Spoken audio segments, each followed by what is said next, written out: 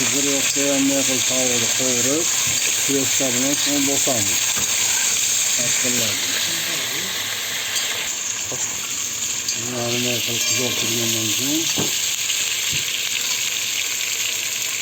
qo'lchini yutgan solamiz.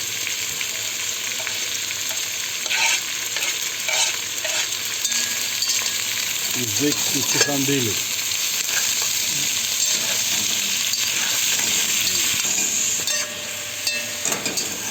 Bunu holat pişirgandan keyin ziraçani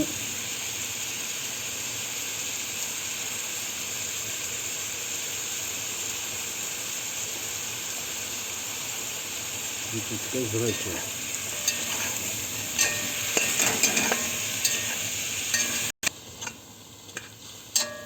Yarım piyolecha suvchani solib, ondan qilib dimlab qo'yamiz. 20 minutdan keyin o'zbekskiy chixambeli готово.